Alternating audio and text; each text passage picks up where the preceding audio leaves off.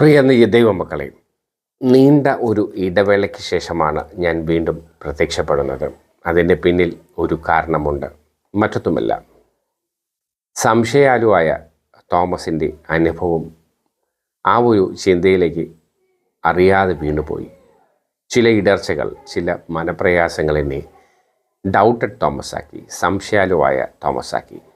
പക്ഷേ ദൈവം എന്നെ കൈവിട്ടില്ല. അന്ത്യത്തോടടുക്കുമ്പോൾ വൃദ്ധന്മാർ പോലും വഴിതെറ്റുമെന്നാണ് ദൈവവചനം. ചില പ്രയാസങ്ങൾ, ചില സാമ്പത്തിക ബുദ്ധിമുട്ടുകൾ ഒക്കെ, ചില രോഗങ്ങളൊക്കെ ദൈവമില്ല എന്നും ക്രിസ്തു കള്ളനാണുമെന്നോ ചിന്തയിലേക്ക് എന്നെ അറിയാതെ വഴിതെറ്റിച്ചു.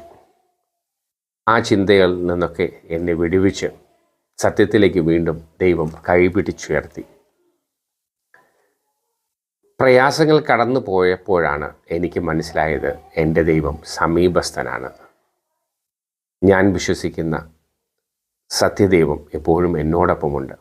ചില പാഠങ്ങൾ പഠിപ്പിക്കുവാനും ചില സാഹചര്യങ്ങളെ അതിജീവിക്കുവാനും വേണ്ടി ദൈവം എന്നെ ഉപയോഗിക്കുകയായിരുന്നു. എനിക്ക് അത് മനസ്സിലാക്കി തരികയായിരുന്നു എന്നതായിരുന്നു സത്യം. അത് തിരിച്ചറിഞ്ഞ് വീണ്ടും ഞാൻ എൻ്റെ ദൈവത്തിലേക്ക് തിരിഞ്ഞു. അറിയാതെ ദൈവത്തെ ശപിക്കുകയും പ്രാകുകയും ഒക്കെ ചെയ്ത ഞാൻ വീണ്ടും ദൈവത്തോട് മാപ്പിരക്കുന്നു. പ്രിയ സഹോദരങ്ങളെ, സുഹൃത്തുക്കളെ, ദൈവമക്കളെ, ഇങ്ങനത്തെ ചിന്ത ഏതൊരു വിശ്വാസിക്കുമെന്നല്ല, ഏതൊരു മനുഷ്യനും ഉണ്ടാകാം. എനിക്ക് പറയാനുള്ളത്, ഇടർച്ചകളും പ്രയാസങ്ങളും രോഗങ്ങളും സാമ്പത്തിക ബുദ്ധിമുട്ടുകളുമൊക്കെ നമ്മെ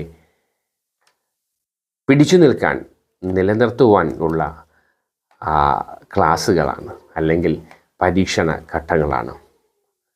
ഇടർച്ച വരാം, നമ്മൾ മനുഷ്യരാണ്, സ്വാഭാവികമാണ്. നമ്മൾ വഴിതെറ്റിപ്പോയേക്കാം, സ്വാഭാവികമാണ്. അതിൽ നിന്നൊക്കെ നമ്മളെ വിടുവിക്കുവാൻ നമ്മുടെ ദൈവം ബാധ്യസ്ഥനാണ്, സ്നേഹവാനാണ്. പെറ്റമ്മ മറന്നാലും മറക്കാത്ത സ്നേഹമാണ് നമ്മുടെ പ്രിയ ദൈവത്തിൻ്റെത്. ചില സംശയാലുകൾ അല്ലെങ്കിൽ ചില മറ്റു വിശ്വാസക്കാർ നമ്മെ പരിഹസിച്ചേക്കാം. കാരണം ഇപ്പോൾ തന്നെ വിശ്വാസികൾ എന്ന് അവകാശപ്പെടുന്നവർ, അല്ലെങ്കിൽ ഈ വിശ്വാസ സമൂഹത്തിനിടയിൽ ഒരുപാട് കള്ളനാണയങ്ങൾ ഉണ്ട് എന്നതൊരു യാഥാർത്ഥ്യമാണ്. ദൈവത്തെ വിൽപ്പന ചരക്കാകയും മറ്റു കച്ചവട മേഖലയുമാക്കി തിരിച്ചിരിക്കുന്ന ഒരു കാലമാണിത്. അപ്പോൾ സ്വാഭാവികമായും വിമർശകർക്ക് അല്ലെങ്കിൽ വിശ്വാസികൾക്ക് തന്നെ തോന്നാം, ഇതൊക്കെ ഉള്ളതാണോ, ദൈവം ഉണ്ടോ ഇല്ലയോ എന്നൊക്കെ തോന്നിപ്പോകാവുന്ന അവസ്ഥയുണ്ട്. ശരിക്കു പറഞ്ഞാൽ ദൈവത്തെ തെറി പറയേണ്ട അവസ്ഥ വരെ എനിക്ക് വന്നു. അതിൽ ഞാൻ പശ്ചാത്തപിക്കുന്നു. കാരണം ഞാൻ കടന്നുപോയ അവസരങ്ങൾ, അല്ലെങ്കിൽ കടന്നുപോയ അവസ്ഥയിലൂടെ എന്നെ ദൈവം പഠിപ്പിച്ചത് വലിയ പാഠങ്ങളായിരുന്നു. അപ്പോൾ സംശയാലുവായ തോമസിൽ നിന്ന്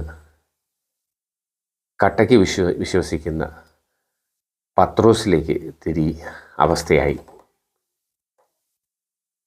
കർത്താവെ, ഞാൻ നിന്നെ സ്നേഹിക്കുന്നു, നീ എന്നെ സ്നേഹിക്കുന്നുവോ പത്രോസെ എന്ന് ചോദിച്ചപ്പോൾ വിങ്ങി പൊട്ടി 3 പ്രാവശ്യം ആത്മാർത്ഥതയോടുകൂടി പത്രോസ് യേശുവിലുള്ള സ്നേഹം ഊട്ടി ഉറപ്പിച്ചു. അതുപോലെ പിടിക്കപ്പെടുമെന്ന് ഉറപ്പായപ്പോൾ യേശുവിനെ തള്ളിപ്പറഞ്ഞ പത്രോസിൻ്റെ അവസ്ഥ എനിക്കുമുണ്ടായി.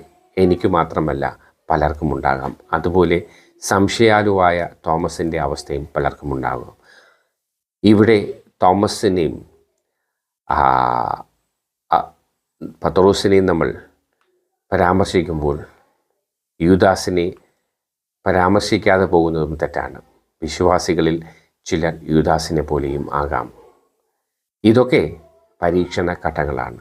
നാം മനുഷ്യരാണ്, വഴിതെറ്റിപ്പോകാം. പക്ഷേ വഴിതെറ്റിപ്പോയാലും ദൈവത്തിൻ്റെ കുഞ്ഞാണോ, ദൈവം നമ്മെ തിരികെ കൊണ്ടുവരും എന്നതിൻ്റെ വ്യക്തമായൊരു ഉദാഹരണമാണ്, വ്യക്തമായ ഒരു സാക്ഷ്യമാണ് എൻ്റേത്. ഇടയ്ക്കൊന്ന് വഴിതെറ്റി ദൈവത്തിൽ നിന്നകന്നപ്പോൾ ദൈവം എന്നെ വീണ്ടും കരകയറ്റി. എൻ്റെ സാമ്പത്തിക ബുദ്ധിമുട്ടുകൾ, എൻ്റെ മാനസിക പിരിമുറുക്കം, രോഗം, കടബാധ്യത ഒക്കെ അറിയാതെയും അറിഞ്ഞും ദൈവത്തിൽ നിന്ന് ദൈവമുണ്ടോ എന്ന ചിന്തയിൽ വരെ എന്നെ എത്തിച്ചു. പക്ഷേ അതൊക്കെ എനിക്ക് ഓവർകം ചെയ്യാൻ പറ്റി, അതൊക്കെ എനിക്ക് തരണം ചെയ്യാൻ പറ്റിയപ്പോഴാണ് ദൈവത്തിൻ്റെ സ്നേഹം ഞാൻ ഏറെ മനസ്സിലാക്കിയത്. പല സൗഭാഗ്യങ്ങളും ചപ്പും ചവറുമാണ് എന്നത് വളരെ ശരിയാണ്. പ്രിയ സുഹൃത്തുക്കളെ, സഹോദരങ്ങളെ, ദൈവമക്കളെ, നാം എത്തി നിൽക്കുന്നതൊരു വല്ലാത്ത കാലത്തിലാണ്. കൃപായുഗത്തിൻ്റെ അവസാന കാലഘട്ടത്തിലാണ് നാം എന്നത് മറന്നു പോകരുത്. വൃദ്ധന്മാർ പോലും വഴിതെറ്റുമെന്നാണ് ദൈവവചനം പഠിപ്പിക്കുന്നത്. അതുകൊണ്ട് പ്രിയ ദൈവമക്കളെ, വ്യതിചലിക്കാതിരിക്കുക. കൈവിടപ്പെട്ടു പോയാലും തിരികെ കൊണ്ടുവരാൻ ദൈവം ബാധ്യസ്ഥനാണ്. എന്നാൽ പൂർണ്ണമായും ദൈവത്തിൽ നിന്ന് അകന്നാൽ ദൈവത്തിൽ നിന്ന് നമ്മൾ അകന്നു പോകും എന്നതും ഒരു യാഥാർത്ഥ്യമാണ്. അഴിക്കാടുന്നവൻ അഴിക്കാടട്ടെ, നല്ലത് ചെയ്യുന്നവൻ നല്ലത് ചെയ്യട്ടെ എന്നാണ്. അതുകൊണ്ട് പ്രിയ ദൈവമക്കളെ, എല്ലാ തിന്മകളിൽ നിന്നും വേർപെട്ട് സത്യദൈവത്തിലേക്ക് തിരിയുക. ഞാനാണ് വഴിയും സത്യവും ജീവനും എന്ന് പറഞ്ഞ കർത്താവായ യേശുക്രിസ്തുവിൻ്റെ വഴിയിലൂടെ യഹോവയായ പിതാവായ ദൈവത്തിലേക്ക് നമുക്ക് തിരിയാം. പരിശുദ്ധാത്മാവിൻ്റെ ശക്തി നമ്മിൽ നിറയട്ടെ. മറ്റൊരു വീഡിയോയുമായി വീണ്ടും കാണാം. അതുവരെ ദൈവത്തിൻ്റെ കൃപ എല്ലാവർക്കും ഉണ്ടാകട്ടെ എന്ന് പ്രാർത്ഥിക്കുന്നു. പിതാവിൻ്റെയും പുത്രൻ്റെയും പരിശുദ്ധാത്മാവിൻ്റെയും നാമത്തിൽ ഏവർക്കും നന്ദി.